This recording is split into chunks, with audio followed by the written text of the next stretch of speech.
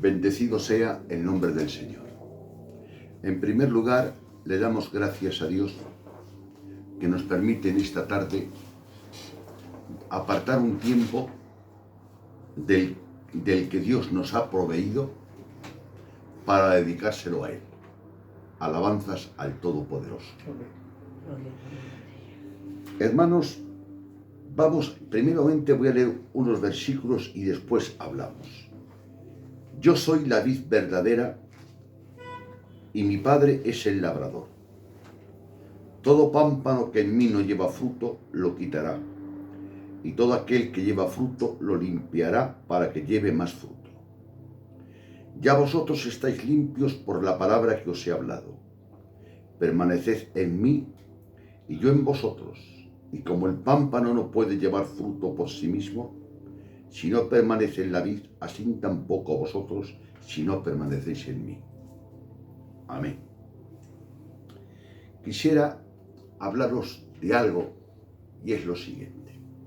En este pasaje que yo acabo de leer, lo he predicado varias veces y de varias maneras conforme Dios me ha ayudado.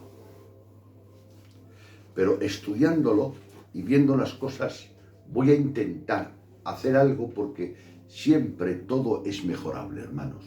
Todo es mejorable.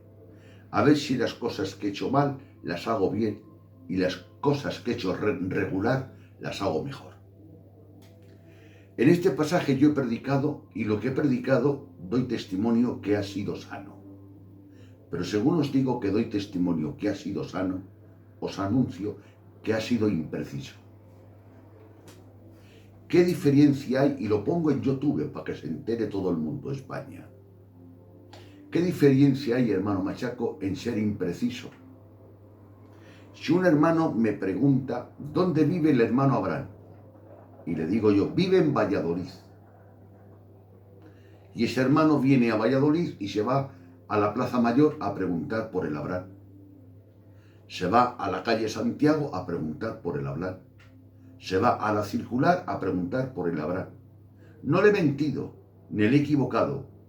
El hermano Abraham vive en Valladolid, pero no he sido preciso. Podía haberle dicho, el hermano Abraham vive en Valladolid, en un barrio llamado La Huerta del Rey. Vas a Valladolid y preguntas por el barrio de La Huerta del Rey. Y estando en La Huerta del Rey, cualquier hermano que preguntes sabe dónde vive y ya te indican. Pues a veces yo hablo, predicando he hecho eso, he dicho la verdad. El Abraham vive en Valladolid, pero me he propuesto ahora decir el barrio, la calle, el número y el piso. Claro, y eso tiene unas implicaciones, sobre todo para el auditorio que me escucha, Emilio, y que es que nosotros somos de un carácter que nos gustan las cosas cortas. De tal manera que vamos a cenar a un restaurante que se cena bien. Y si tardan un poco en servirnos, ya no volvemos, en que se cene bien. Y decimos, no vayamos a tal restaurante que el amigo es un seca. Es verdad que guisa bien, es verdad que se cena bien, pero se tarda mucho. Y preferimos ir a otro restaurante inferior en comida, en alimentación, pero que es más rápido. Eso es una verdad. De tal manera que he oído yo en bodas. ¿Qué tal la boda? Muy bien. El restaurante muy bien. La comida muy bien. Solamente hubo una pega, que tardaron mucho, que de plato a plato, madre mía, media hora, se secó. Hay gente que se puso impaciente, se levantó, comió el primer plato y se levantó y se marchó. Pero es que el problema que tengo yo es que somos el 95%. Y yo no soy capaz de cambiaros. Entonces voy a intentar adaptarme. ¿Y qué vas a hacer, hermano Machaco? Voy a dar un mensaje, una visión de dos maneras. Por encima. Y cuando no pueda, el mensaje lo daré en 2 o 3 partes. Entonces un mensaje de hora y media lo doy en 3 partes y dura 30 minutos. En primer lugar, aquí he puesto unas palabras. Al examinar cualquier enseñanza, es de norma sabia proceder de lo general a lo particular. Solo así se puede evitar que los árboles te dejen ver el bosque. Y aquí en este pasaje yo lo he leído y lo he predicado. Aquí nos habla de la unión mística de Cristo. Por el Espíritu Santo hay una unión, ¿sí o no? Pero claro, para hablar de esta unión hay que echar marcha atrás, cosa que yo no lo he hecho antes. Aquí nos pasa lo que nos pasa cuando vamos a aparcar un coche. En una sola maniobra no puedes aparcar el coche. Es necesario hacer varias maniobras. Primera maniobra. La unión con Cristo, consultando a algunos teólogos y por internet, me ha llamado la atención el primer detalle. La palabra en Cristo, el apóstol Pablo en las 13 cartas, ¿sabéis cuántas veces la menciona? 160 veces. Eso dice un teólogo. Y otro dice 163. Y otro dice 164. O sea que nadie dice menos de 160.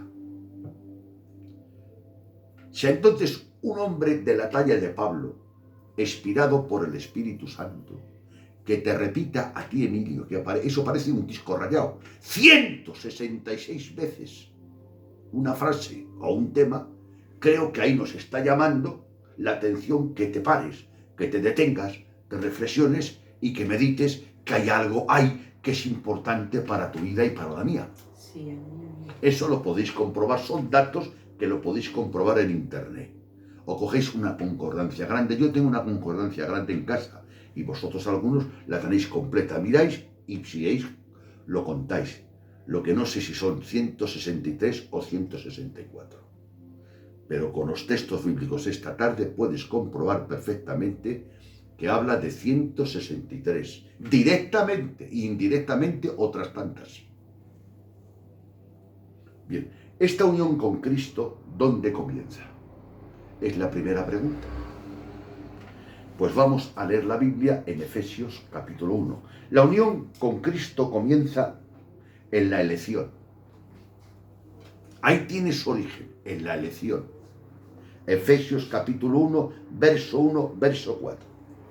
Según nos escogió en él antes de la fundación del mundo, para que fuésemos santos y sin mancha delante de él. ¿Quién nos escogió? Ahí habla del Dios Padre.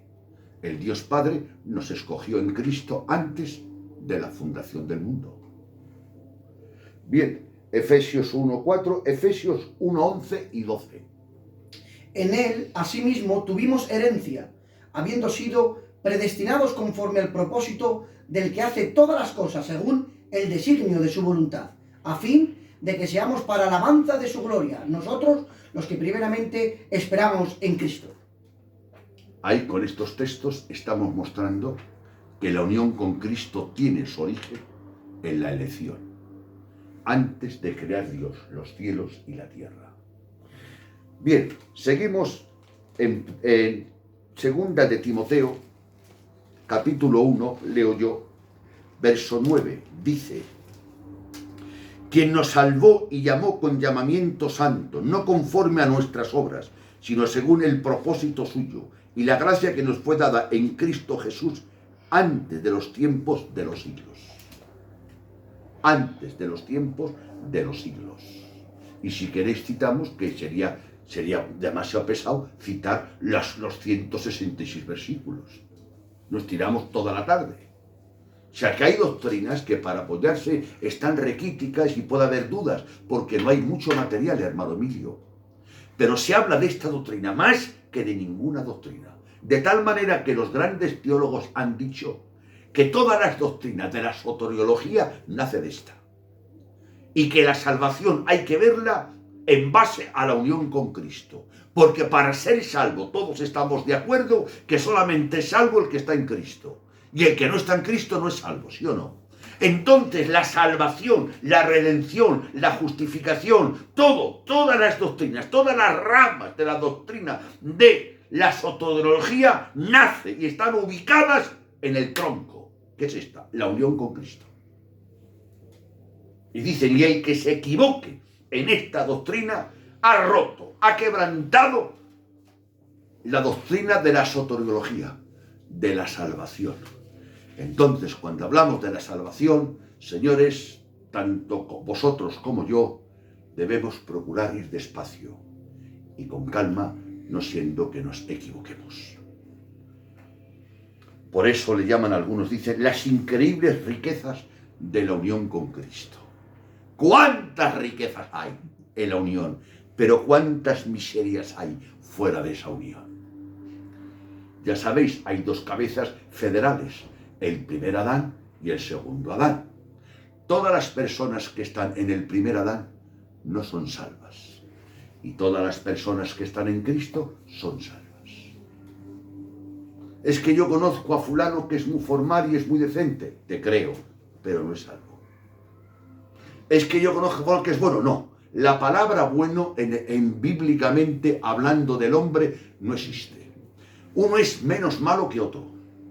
Eso sí. Hay hombres que somos más malos y otros hombres que son menos malos. Pero todos somos malos. Según el idioma bíblico, según el idioma de Dios, no existe. Dicen Romanos, no hay ni uno bueno. O sea, esa persona que tú la tienes por tan bueno, dice Dios, tú la tendrás por bueno, yo la tengo por malo. Y te pido disculpas. Acepto mejor el criterio y el concepto de Dios que el tuyo. Ahora, no puedo negar una cosa. Hay gente menos mala y hay gente más mala. Eso sí. Pero la palabra bueno, quítala de tu frase porque es antibíblica y contradices ni más ni menos que a la Escritura. La Escritura para puntualizar esto dice, no hay ni uno, no hay justo ni a un uno. Ni uno. Y dice, ni uno. Y eso lo dice Pablo en Romanos. Entonces, si dice, es que yo pensaba, no, ese que no acepta a Cristo tan bueno que es que todo el barrio le alaba, que todo el barrio le ensalza, que todo el barrio dice que es un bendito, bueno, pues ese si ha muerto sin Cristo, en que no se lo digas a los familiares, estará en el infierno y no en el cielo. Es una verdad escalofriante. Ahí no voy a entrar. Tenemos muchos Ismaeles en las iglesias y pocos Isaac. Ismael es hijo del esfuerzo. Isaac es hijo de la promesa. Así es. En el local donde tú eres pastor, a lo mejor de 100 personas que van, 60 son Ismaeles y 40 son Isaac. Pero el problema es que ellos tienen una seguridad falsa y piensan que están salvos. Y nadie busca lo que cree que no ha perdido. Si a mí me se pierde la cartera y pienso que la tengo en el bolso, no la busco, porque no sé que la he perdido. Tu deber es enseñarme que la he perdido. Y ya has limpiado tu responsabilidad. Y ahora, si yo soy obediente o no, es culpa mía. Pero tu deber es enseñar al que ha perdido la cartera que la ha perdido. Y al enterarse que ha perdido la cartera, comienza a buscarla. Pero es que yo no la he buscado. Por eso María, hasta el tercer día, no buscó a Jesús. Porque ignoró que ella lo había perdido. Jesús no se perdió. Jesús estaba donde tenía que estar. Jesús no se pierde. Dios no se pierde, hermanos. El que me pierdo soy yo. Así es. Entonces, de tal manera que estuvieron 3 días José y su esposa tranquilos. Date cuenta, ahí no voy a entrar, pero date cuenta la gran irresponsabilidad que tuvieron, sabiendo quién era ese niño, que era Dios hecho hombre. En estos momentos era Dios hecho niño. Estuvieron 3 días pensando que estaban entre los familiares. Una cosa es lo que piensas y otra cosa es lo que es. Entonces no importa lo que yo pienso, no importa lo que yo he oído, no importa lo que yo siento, importa lo que yo conozco. Que Dios nos ayude a todos no a saber tanto y a conocer lo que sabemos. Amén. Saber, sabemos, pero conocer no conocemos. Y la tarea es que lo que sabemos, con la ayuda del Espíritu Santo, lleguemos a conocerlo. Hay un texto también en la Biblia, en Primera de Pedro, que lo leo yo, que dice que Cristo, que el Cordero de Dios estaba preparado antes de la fundación del mundo, ¿sí o no? Cristo estaba preparado antes de la fundación del mundo. Y ahora leemos un texto clave, Hebreos 13:20. Y el Dios de paz, que resucitó a los muertos a nuestro Señor Jesucristo, el gran pastor de las ovejas, por la sangre del pacto eterno. ¡Pacto eterno! Un pacto que se hizo antes que existiese el tiempo. Porque Dios es el creador del tiempo. Y antes de hablar del pacto y de esta unión mística de Juan 15, que es dentro del tiempo, hay que hablar que esta unión nace de otra unión. De una reunión que tuvo la Trinidad, el Dios Padre, el Dios Hijo y el Dios Espíritu Santo, los tres. En esa reunión no dejaban entrar a nadie, porque no existía nadie. Y antes de crear el cielo y la tierra, de decir Dios sea el cielo o sea la tierra, ya había pensado en la cruz.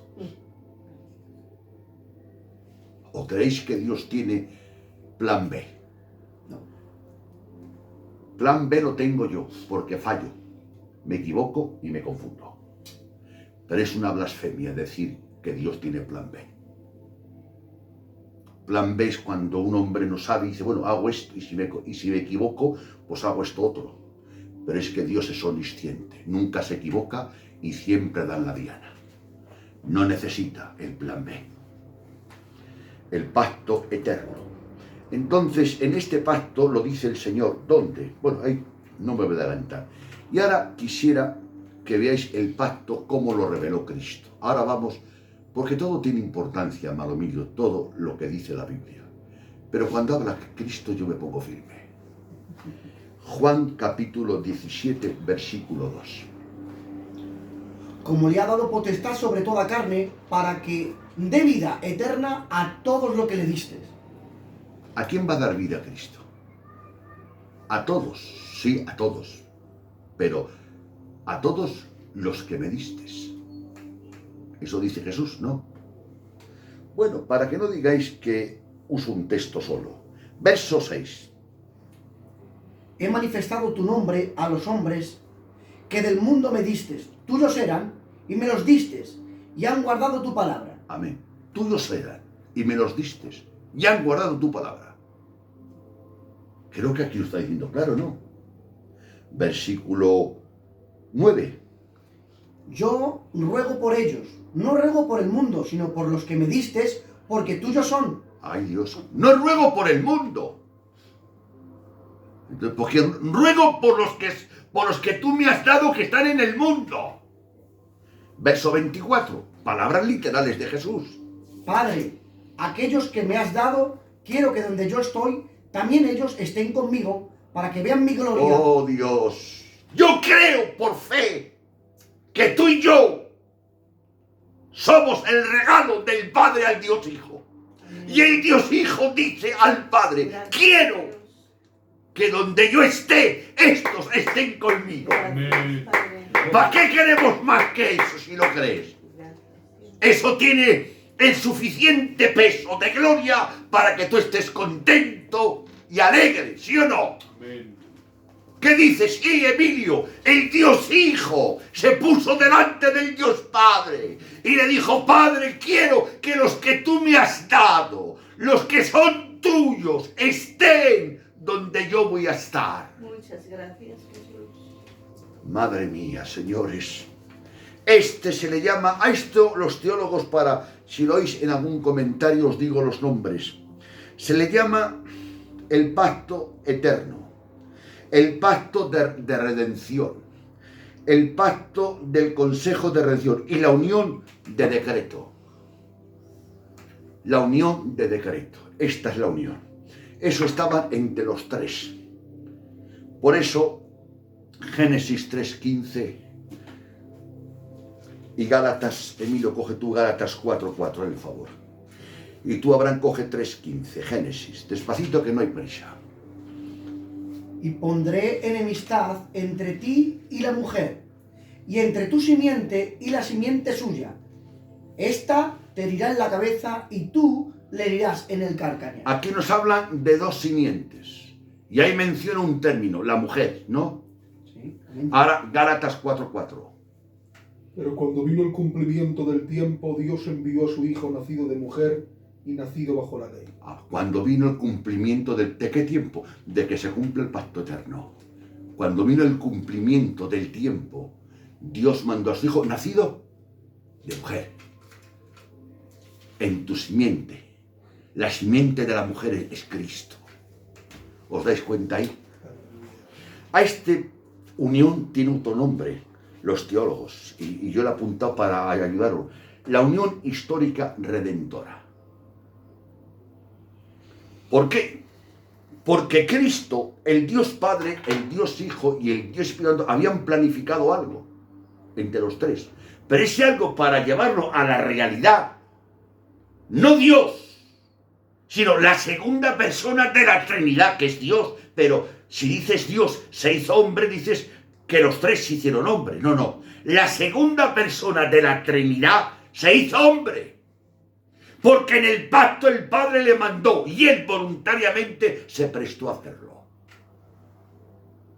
Y cuando vino el cumplimiento del tiempo, bajó, lleno de debilidad, como un niño indefenso, como un niño que María le tuvo que coger en brazos. El Dios poderoso que sujetaba toda la creación, una mujer le sujetó a él. Ese es un misterio que yo no puedo ni explicar ni entender, pero sí que puedo adorar y admirar. Sí, bendecido sea el nombre del Señor. A este, repito, se le llama la unión histórica redentora. Y ahora vamos donde he leído otra vez. Juan 15, yo soy la vid verdadera. Y esta es la unión mística. Y ahora he apuntado aquí para no desviarme. La unión mística se llama, ya que hemos nacido y existimos como personas en este mundo, nuestra unión en Cristo ya no puede ser solamente en la mente de Dios.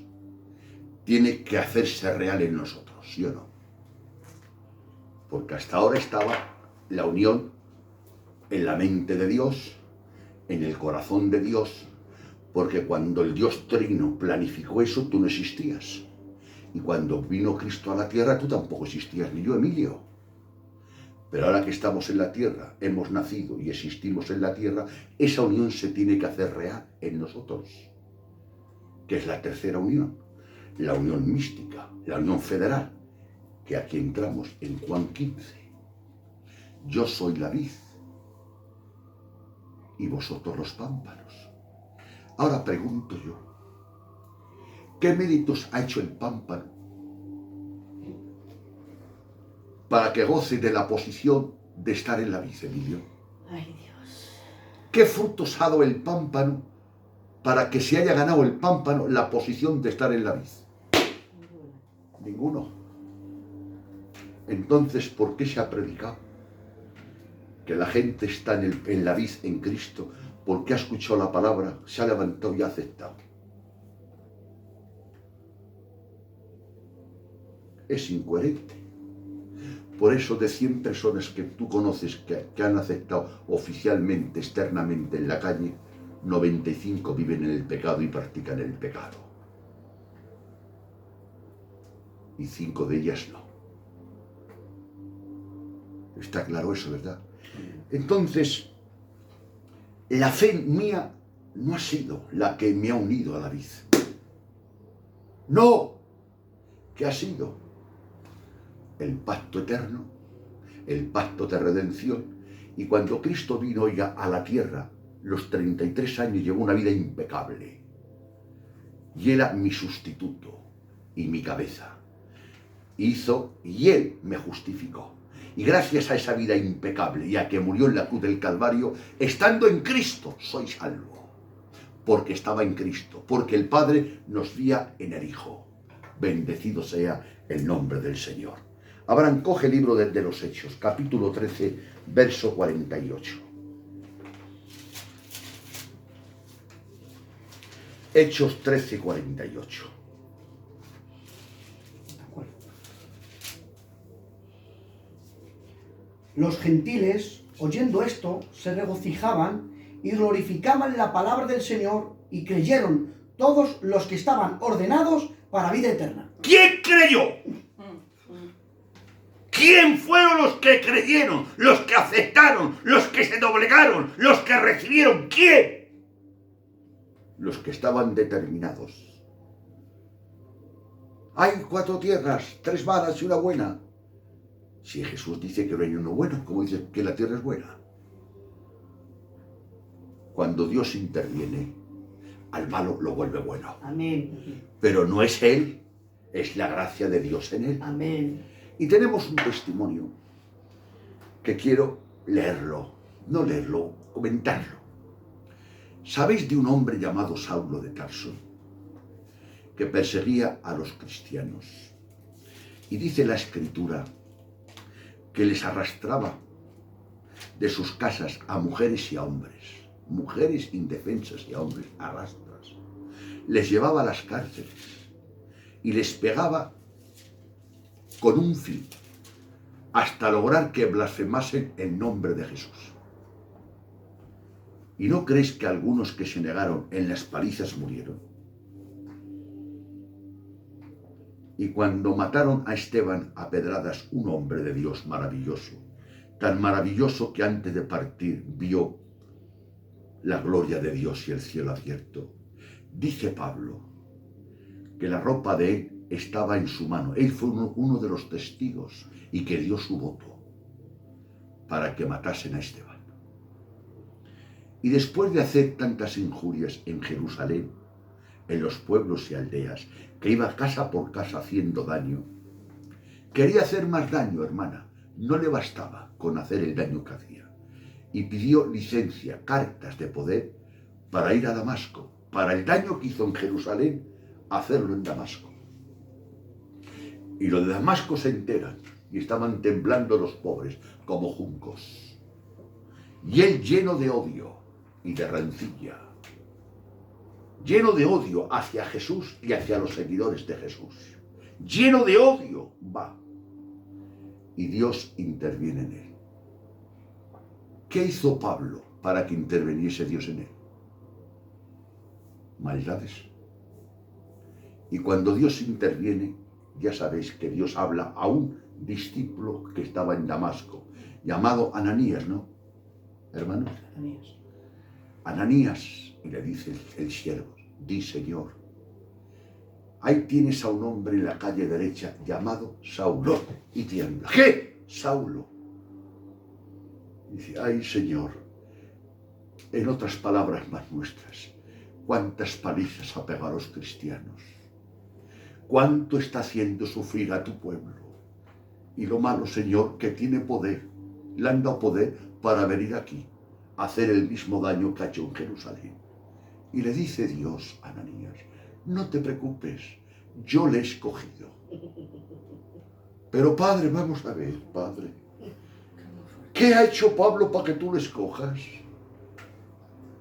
Claro, tú dices ahora, ¡qué gloria, la gracia! Sí, la gracia, porque no ha pegado a tu madre, ni a un hermano tuyo. Pero figúrate que la paliza hace 20 días en Jerusalén se la pegó a tu familia y están ingresados en el hospital. Y ahora te dicen, Emilio, ese señor que ha pegado a tu familia y están ingresados en el hospital, que se están muriendo, sí, el Señor lo ha escogido para ser un predicador. Y va a venir mañana a la Huerta del Rey a predicar. Pues ¿sabes qué dice Emilio? Y eso que predica la gracia, que la Huerta del Rey lo pise. Harto hago, que no quiero compromisos, porque soy cristiano. Pero tengo a mi familia en el hospital que se está muriendo de la paliza que les dio. Que no pisen la Huerta del Rey. Pero Emilio, si la ha escogido Dios. ¿Para qué la ha escogido Dios? Para que predique. Para que sea su siervo. ¿Entiendes algo tú de eso? Yo no lo entiendo. Claro, nosotros es que estamos ausentes de esto. Pero si es tu familia la que ha sufrido, y si algunos desde la paliza han muerto, y te lo van a poner de pastor donde vives tú. Yo no acepto. A Ezequiel de la paliza mató a mi primico, ¿me lo vais a poner de pastor? Yo no acepto. Si hay nosotros que hablamos de la gracia, veis que estamos fuera de ella. Que Dios nos abra los ojos del entendimiento. Por eso Pablo en la carta a Timoteo dice, hablando de su vida pasada, yo habiendo sido blasfemo y perseguidor de la iglesia, Dios me tuvo por fiel. Vamos a ver, Pablo, vamos a ver, Señor, que aclaro contigo las cosas. Capítulo 1 de Timoteo. A este que revienta a palizas a los cristianos, sí, dice Pablo, y Dios en su gracia me tuvo. No era, pero me tuvo por fiel, poniéndome en el ministerio. Ahora surge la pregunta, yo soy la vid, y mi padre es el labrador, y vosotros los pámpanos. Y le pregunto yo, Señor, yo pensaba que estando en el culto sentado, me predicaron y yo, por voluntad propia, recibí a Cristo y por eso estoy en Cristo. No, ¿qué va, hombre? Antes de nacer tú, en el decreto eterno y en el pacto eterno y en el pacto de redención, ya estaba el plan. Y en la unión histórica redentora se ejecutó en Cristo, muriendo Cristo en la cruz del Calvario. Y posteriormente te predicaron. Y cuando predicaban, ¿sabes qué hice yo? El Espíritu Santo abrió el corazón de Lidia para que estuviese atenta a lo que Pablo decía y se convirtió. Qué bien predicas, Pablo, se ha convertido Lidia. Es que predicar no hay que la aguante. Pues en algunos pueblos predicó Pablo y lo echaron y le cascaron. Y en otros pueblos lo recibieron. ¿Os dais cuenta?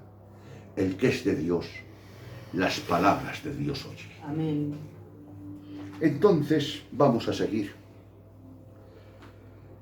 Hay que entender la salvación a la luz de la unión con Cristo. ¿Estamos de acuerdo, no? Vamos a ver.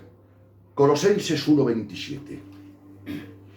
A quienes Dios quiso dar a conocer las riquezas de su gracia, de este mismo eter entre los gentiles, que es Cristo en vosotros, la esperanza de gloria. Que es Cristo en, no con, en.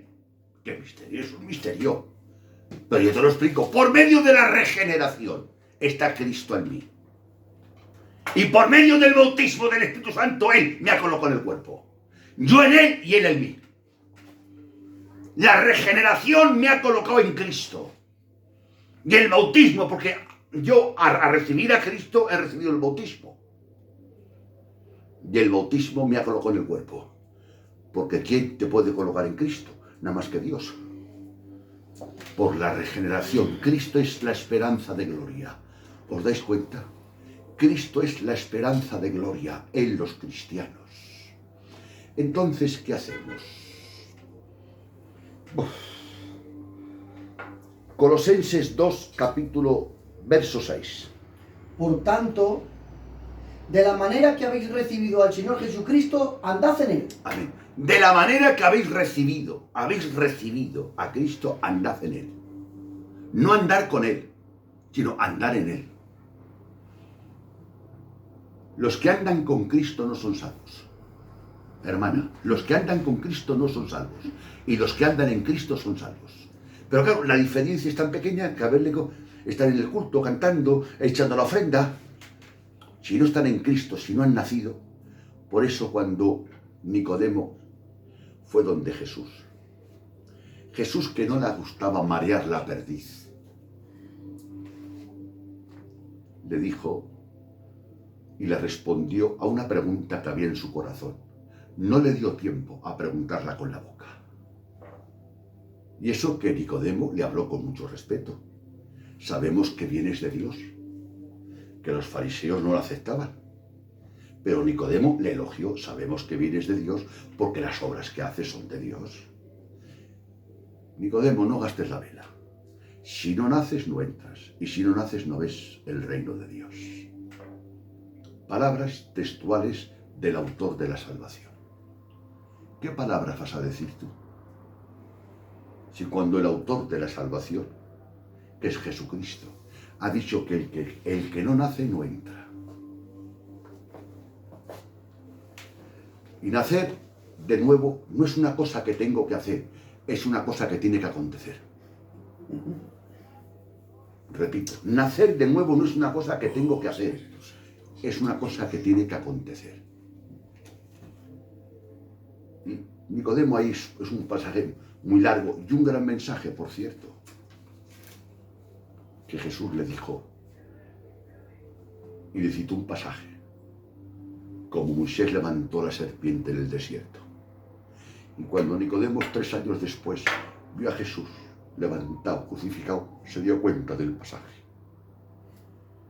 y se identificó con Cristo, y ahí se convirtió. Como Moisés levantó la serpiente en el desierto, cuando veis al Hijo del Hombre levantado, Oh Dios, en la vida. habló de su muerte. No entendió lo que escuchó aquella noche, pero 3 años después captó, entendió, y Dios operó el milagro y se identificó con él, ayudando a José de Arimatea y a cuidar el cuerpo de Jesús, cuando los apóstoles hicieron fuego por gato. Dios nos ayude a todos, hermanos. Colosenses 3:1. Abraham. Hasta el 4. Sí. Si pues habéis resucitado con Cristo, Bueno, en esa versión, en otra dice, como habéis resucitado con Cristo, habla presente. Un hecho hecho y realizado, que la versión Valera nos mete en muchos problemas. Sigue. buscar las cosas de arriba, donde está Cristo sentado a la diestra de Dios. Poned la mirada en las cosas de arriba, no en las de la tierra, porque habéis muerto y vuestra vida está escondida con Cristo en Amén. Dios. Vuestra vida está escondida. Vuestra vida, mi vida está escondida en Cristo. Sigue. Porque habéis vuestro y vuestra vida está escondida en Cristo en Dios. Cuando Cristo, vuestra vida, Cuando Cristo, vuestra vida, y ahí no leas más. Cuando Cristo, vuestra vida. Cuando Cristo, vuestra vida. O sea que Cristo no me ha dado bendiciones, me ha dado su bendita persona. amén, Cuando Cristo, vuestra vida está escondida en Cristo. Si yo estoy escondido en Cristo, Cristo es mi vida. Y Pablo dijo, ya no vivo yo, vive Cristo en mí. Amén. Hay que entender eso. Y la transformación no viene por presión, viene por motivación. Cuando Dios te alumbra los ojos del entendimiento y ves la grandeza de Dios y ves lo que Dios ha hecho por ti y dices, grande eres, Padre. Amén. Te acepto, te recibo y te abrazo. Voy a mandarle un texto que parece que no viene al tema, pero quiero leerlo. Hechos 3:16. Escuchad el texto. Pertenece al paralítico de la hermosa. Digáis, ¿este gitano dónde va a parar? Escuchad. Por la fe en el nombre de Jesús, Él ha restablecido a este hombre a quien ustedes ven y conocen esta fe que viene por medio de Jesús. Esta fe que viene por medio de Jesús. O sea, que se ha predicado que tuvo fe el paralítico, eso no. Eso es incierto. Vamos a leerlo todo otra vez, despacito y alto. El 16. Por la fe en el nombre de Jesús, Él ha restablecido a este hombre, a quien ustedes ven y conocen. Esta fe que viene por medio de Jesús. Amén. Esta fe que viene por Jesús. El paralítico estaba pidiendo dinerico. Y pasó Pedro y pidió dinero. Y esperaba dinero. Y le dijo a Pedro, levántate y anda. Y no se levantó. Y como no hacía caso, extendió la mano Pedro y lo levantó de la mano. Y al levantarle se le afirmaron los pies y los tobillos y recibió salud. Sanidad. ¿Qué fe tenía? Si esperaba dinero, si no esperaba ni ser sanado, ni pidió ser sanado. Por eso dice en esta versión, y la fe que le dio Jesús. Voy a terminar porque ya me voy alargando, pero es una pena, escuchadme bien. ¿Cuántas veces vería Jesús al paralítico? Cuando estuvo en los días de su ministerio. Fue varias veces a Jerusalén y estuvo por la puerta del templo y vio al paralítico mendigar. Y Jesús no le sanó, porque en el plan de Jesús estaba sanarlo después por medio de Pedro. Y él no le sanó. ¿Sabes para qué? No le sanó yo, Emilio, sí, para usarte a ti, para que tú le sanes y yo en tu nombre. Gracias, Padre. Y cuando Cristo murió, la fe se la dio Jesús. Y en el nombre de Jesús fue sanado. ¿Os dais cuenta la diferencia? Señor, si tú has visto a este ciego muchas veces mendigando, pues sánalo tú. No, no es el momento, no es el tiempo. Y aplicando. Es que a este le hace falta que yo le use. Le voy a usar y le voy a sanar por medio de este. Cuando Dios repartió el pan entre los 5.000, ¿qué hizo? Mandó sentar a la gente, ¿sí o no? ¿Había hecho un milagro? No. ¿O hizo un milagro? No. Le mandó recostar. Di que se sienten de 50 en 50. No hizo el milagro. Y dirían ellos, ¿y qué hacemos? Bueno, lo dice él, vamos a mandar. A ver, con 5 panes, no sé qué vamos a hacer. Pero que él como él lo dice, vamos a hacerlo. Y pusieron a administrar cosas que no entendían y que no tenían para administrar. Tengo 5 panes, entre 5.000 personas, mujeres y niños, 15.000 muertos de hambre me comen. Mandar a la gente que se recuesten, se sienten tranquilos, ordenar. Puso la administración. Bueno, ¿y ahora qué hacemos? Ahora darles de comer. Y presentó los alimentos y se los dio a los apóstoles. ¿Hizo el milagro? No. Nada, no lo hizo. Y ahora los apóstoles, con un cacho pan cada uno, en la cesta. Pero según van repartiendo, se va multiplicando. Lo hizo a lo último, en el acto.